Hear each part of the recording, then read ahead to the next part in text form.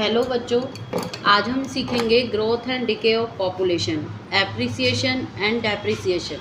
क्या होता है एप्रिसिएशन और क्या होता है डेप्रिसिएशन, पहले तो हमें यही पता होना चाहिए।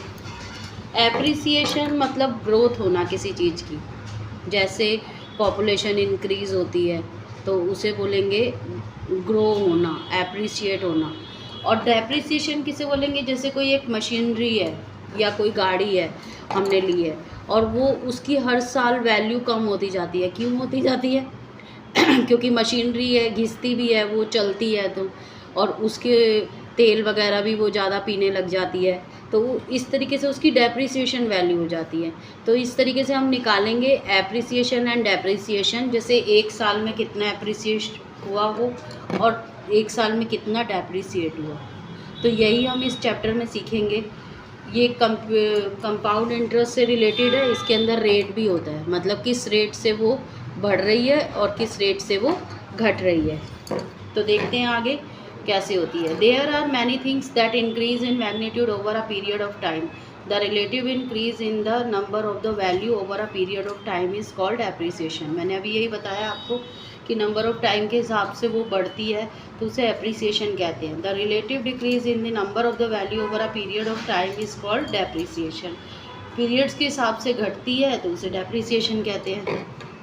The formula for CI and its application is very useful in many situations. If there is a constant rate of increase or decrease in any type of population, we use the formula. हम compound interest की तरह इसके अंदर भी formula use करेंगे कि क्या population increase हो रही है या डिक्रीज़ हो रही है।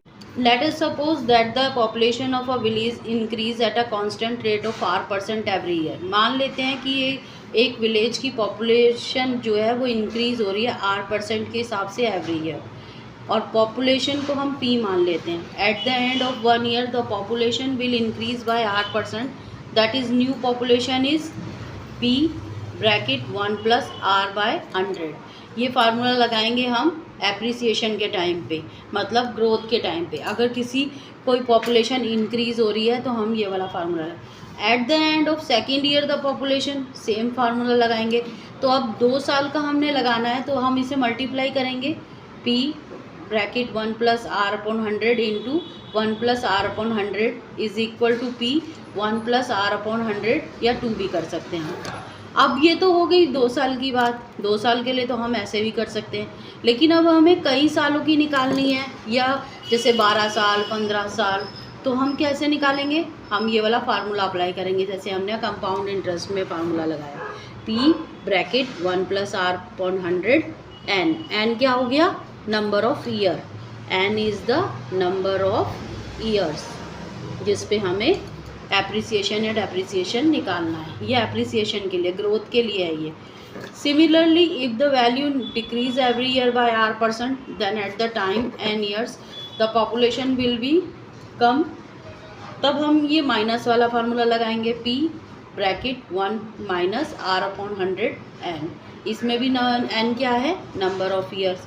ये डेप्रिसिएशन के लिए यूज़ करेंगे। अब एग्जाम्पल देखते हैं, क्वेश्चन किस तरीके से आते हैं बच्चों। The population of a city increased by 12% every year. If the present population of the city is 2,45,000, what will be the population after 3 years?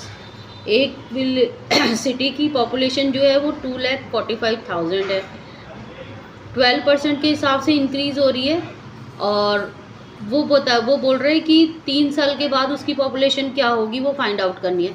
यानी कि इंक्रीज़ हो रही है तो हम प्लस वाला फार्मूला लगाएंगे। पहले जो गिवन है वो देख लेते हैं। प्रेजेंट पॉपुलेशन यानी कि P क्या है? 2,45,000। R क्या है? 12%। और T टाइम यानी कि नंबर ऑफ टाइम क्या है? N क्या है हमारा? 3 ईयर्स। तो पॉपुलेशन आफ्टर 3 ईयर्स क्या हो गई हमारी? P 1 + R/100 n। अब इस फॉर्मूले में ये सब डिजिट पुट करेंगे हम। 2,45,000 इधर 12 इधर 3, इसे सॉल्व करेंगे हम। 1/2,45,000 112 अपॉन में 100 को 3 से स्क्वायर कर देंगे, क्यूब कर देंगे, सॉरी। 2,45,000, अब जो 112 है ये कट जाएगा। किससे कट जाएगा? ये 2 से कट जाएगा। 250 और 256 हो जाएगा ये, तो 56 अपॉन में 50 आ गया। अब इसको अलग अलग करके लिख लेंगे, 2,45,000 into 56 upon 50 into 56 upon 50 into 56 upon 50, इस तरीके से भी लिख सकते हैं। अब इन्हें काट देंगे जो कटेगा, और फिर हमारा आंसर क्या आ जाएगा, 3,44,207। तो हमारी पॉपुलेशन क्या हो गई आफ्टर 3 ईयर्स, 3,44,207।